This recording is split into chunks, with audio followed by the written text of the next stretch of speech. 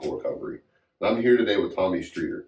So what we're doing is we're doing a two-part series on Tommy's life, or really his experience with drugs and alcohol. We're going to do one on Nate's life, too. We are going to do one on Nate's life as well. 4-part series. 4-part series, 2 parts for each of us. And then eventually we'll do Nathan Rivers and Alicia Wells, too. Yeah, just as a way for everyone to kind of get to know us a little bit better. So today, Tommy, we're going to focus on the addiction part of your story, okay? It's a big part. It is. It's a big part of the story, and it's a big part of what qualifies you to even be on my show. Your show. I would throw you off my show if it wasn't for your addiction history. To be clear, this is not Nate's show. I'm just kidding. All right. So, question 1. Tommy, what led you to being open to experimenting with substances? What feelings led you there, and what was going on in your head, and how did you start? I think, the easy answer to that is wanting to fit in with everybody. But as we come to learn, there's a lot of things underneath that cause us to feel that way in the first place. And mine basically was a feeling of inadequacy, not being comfortable in my own skin, not liking who Tommy was.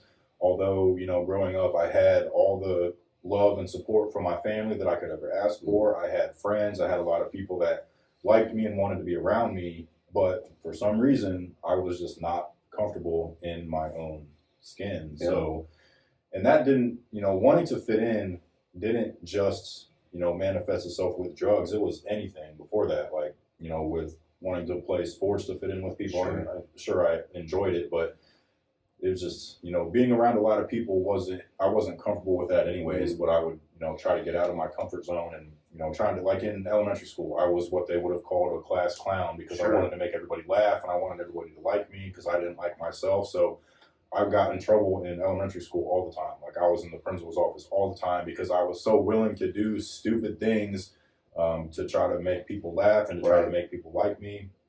But, what that ended up turning into was the summer before 9th grade. I was hanging out with some older kids in my neighborhood and, they were all smoking weed. And I had known for a while that they were smoking weed, but again, wanting to fit in and wanting them to like me. I was hanging out with them one day and they were all smoking weed and someone offered it to me and not really, knowing it probably wasn't a good idea because, we're told our whole lives that drugs are bad and all that stuff. But again, wanting them to like me, wanting to be accepted into their group, I was open to try it. So I got high with them that day. And that was really the start of this whole mess that it turned into. Yeah. So the second question, when did you realize that you enjoyed substances more than the average person? Pretty much right away. Yeah. I mean, I don't know any other kids that were freshmen in high school that were literally getting high before school every single day. On the way to school, smoking weed on the way to school, going outside at lunch to get high. And, the kids that I had grown up with that were my actual friends from childhood. Yeah. I didn't tell a lot of them what I was doing anyways because I knew that they wouldn't approve of it. Right. So trying to hide it from them. Mm. But even the kids that I knew that did smoke weed, they would go home after school and smoke weed. Right. I couldn't. They could wait. Yeah, I wasn't going to wait until after school. I needed to get high as soon as I woke up in the morning. So being, 14, 15 years old and that being the case, I knew this probably isn't normal necessarily. Yeah. There's a lot of other kids that are getting high, so it didn't seem like a huge problem at the time. I just liked it a little bit more than they did is what I thought. So, would you say that it became an obsession for you very quickly after you started experimenting? Almost right away, honestly. I mean, it was we've talked about this before, and you guys have all heard me say this before, but that first time it was just there was a switch in my brain that was flipped, and it was 100% from then on. That was what I wanted to do all day, every day. When you first used it, did it make you feel like that was how normal it was supposed to be? Yeah, growing up, I saw I said, the kids that I grew up with that were my actual friends, they all seemed happy all the time, and they didn't have those feelings of inadequacy that I had. And so when I would get high, I didn't really feel that way. I was able to block it all out and ignore it. And it was okay, when I smoke this weed or take this pill or whatever, this is how other people feel all the time. They're okay, they're happy, they're having fun, not worrying about, able to go talk to some people and not walk away and be like, oh man, are they all laughing at me now? Like with what I just said, Yeah. being able to walk into a room and not immediately think like everyone's staring at me, everybody's laughing at me. Sure. So, I didn't have those feelings when I would get high. And so, yes, I thought this is what normal people feel like all the time. Sure. You never wanted the party in it to end, right? Yeah. And so when you started using and it started to give you, these positive feelings, did you automatically think, I hear a lot of people say that when they started using, they automatically felt now like the adults had been lying to them about drugs because nobody was dying, nobody was going to jail around them. Everybody was having a good time. Yeah, I mean, honestly, especially, just starting out only smoking weed, it was like, this isn't that big of a deal. Like, yeah. I mean, I had smoked a cigarette before and it made me feel terrible. When I smoked weed, I didn't feel terrible. Right, It felt good. And so, yeah, there was a part of me that thought, like, all that stuff that I was told about drugs and alcohol growing up can't be true because this is awesome. It feels great. Sure. So when did so you're smoking weed and you're in high school. When did the substance use become a problem for you that you noticed? I would say probably in 10th grade. Okay. And the only reason that I realized it may have been a problem is because I played football and I ended up getting drug tested. Right. And I failed that drug test, obviously. And then, after that happened, it was like I started telling myself, I'm going to stop smoking weed now because I enjoy playing football. Sure. Like this is what I want to do. My dad loves that I play football. All my friends that I've grown up with are on the football team. So, we're a team. We rely on each other. I was the quarterback of the team and not like I was the starting varsity quarterback or anything like that. But still, just that team dynamic. I did care about the guys that I played football with. So Sure. I told myself I was going to stop. And then I got high the next day. And then I told myself I was going to stop. And every single day it was like, okay, this is the last time I'm going to stop. Well, it turned into, obviously, I tried to smoke spice and tried to do drugs that weren't going to show up on a drug test and tried a million different ways. Every Monday morning when I know is when they do the random drug testing, I'm drinking a ton of water, I'm taking niacin the night before, just all this, going way out of my way to try to make sure that I don't fail another drug test. Where I ended up failing 2 more, still couldn't stop. So that was when I kind of realized, like, I do want to stop. Yeah. And I've tried to stop, and I've told all my friends, all the people that I do get high with, like, I'm going to stop. I have to stop. And you told yourself that too, right? Probably every day. Every single Absolutely. day. Yeah. And I believed it. And then I'd get home from school, and it was like, I can get high one more time. I'll stop tomorrow. Right. So, but even still, like, I didn't realize it was as big of a problem as it was because I was 16 years old. Sure. I had no idea what I was getting ready to get myself into. But then when I injured my back playing football and I got the prescription painkillers, then it started a whole new problem. Absolutely. So at what point did you realize that you needed to quit? And did you try to stop on your own? Well, yeah. I mean, like I just said, throughout high school, while I was still thinking I was going to play football, I tried to stop forever. But once I realized that was like I wasn't allowed to play football anymore, then I just kind of gave up and was like, okay, well, I guess I'm going to get high now. I'm not going to college. I suck at high school because I was always high and never really tried to do a good job. Sure. So at that point, it was like, yep, I'm just going to get high. I'm not really worried about my life after high school. I'm not really worried about tomorrow. I'm trying to get high today. And that was all that I really cared about. Yeah. So it really wasn't until after high school when obviously things progressed like they do, and I was taking more and more and more prescription painkillers every day. So you progressed at this point from marijuana to opioid pain pills, right? Yeah, with a lot of experimentation in between. Sure. But when I got the opioids, that, it was like Game changer. Yeah, absolutely. Big game changer. So, I remember specifically, I had to have been probably 17 years old, because I'm pretty sure I was still in high school, maybe like a junior in high school. And I was waking up every day, eating pills or snorting pills before I would go to school. But I told myself, like, I would wake up, and I'd go grab a pill off my nightstand, and I would do it before I would get ready to go to school. And I would tell myself, I'm never going to need this to get out of bed. Right. When I just got out of bed and I needed it to go to school, but I was telling myself, like, this is never going to be something that I have to do. Yeah. And it already was.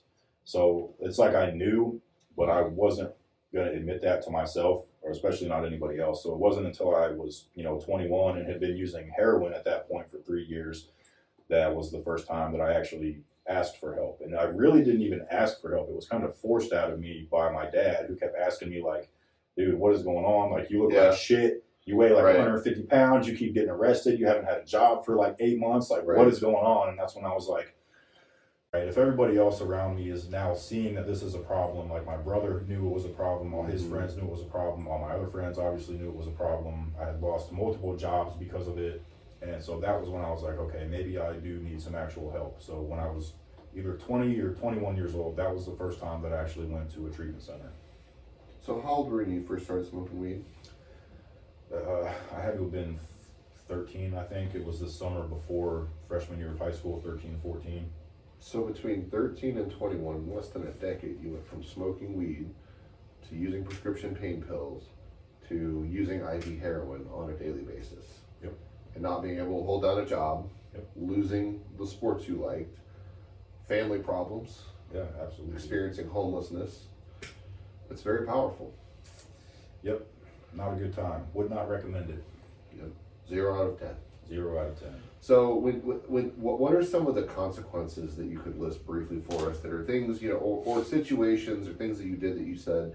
Because, I know people always say, don't say what you'll never do because that'll change. Yeah. What are some things that you were like your bottom lines that you absolutely ended up crossing? When you took that first, hit of weed, you were like, you know what? I'm just smoke a little weed, but I'm never going to be, for people would say, a drug addict, right? Yeah.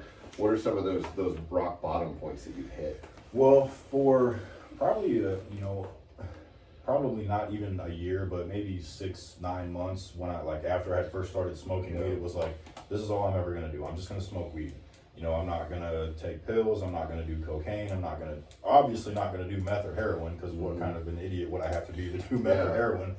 So I told myself all those things, and then very quickly I realized that the weed was not enough anymore. So how did you rationalize in your mind escalating? Honestly, I don't know. It was just like, it just became...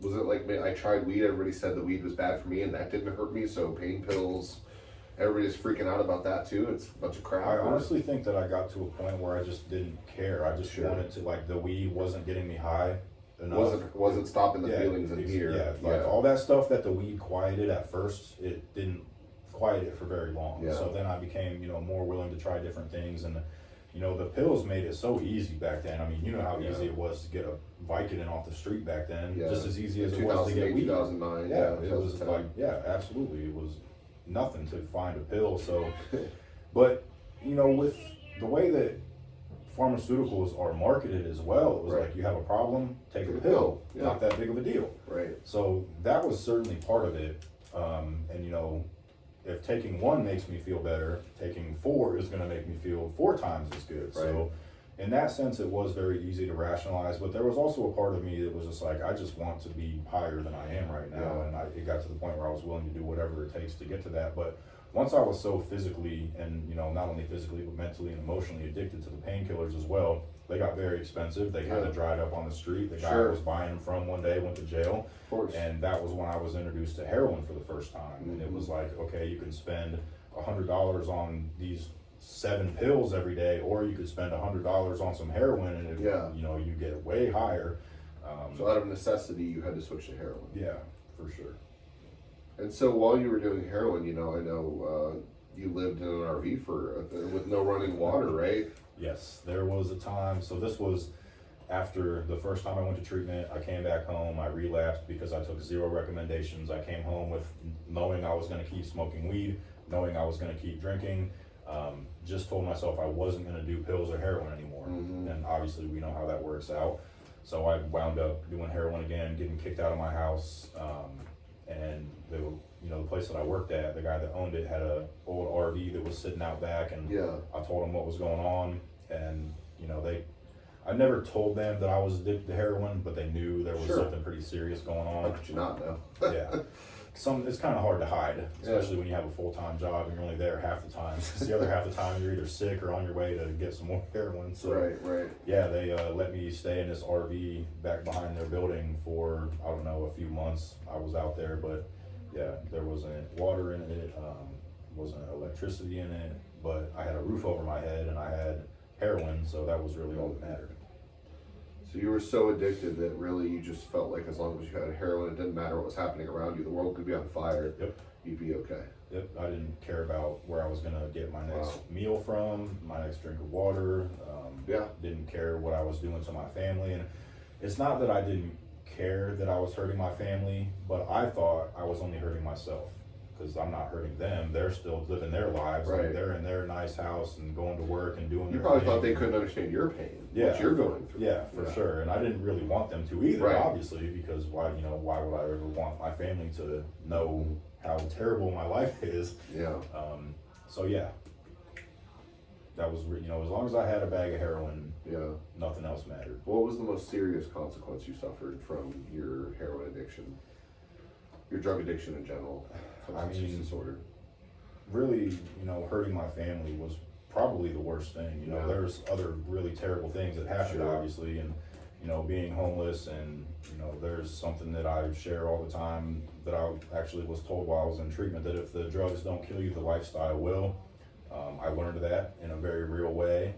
I did almost lose my life, and not from an overdose. I overdosed plenty of times. That's Sure. never a big deal to somebody that's using heroin. Right. That's kind of a possibility. But even with all that being said, I think the damage that I caused my family, Absolutely. not just between them and myself, but between my mom and dad and brother and all my family, because we talk about it all the time. This is a family disease. It does Yeah. affect our family just as much, if not more, than it does us.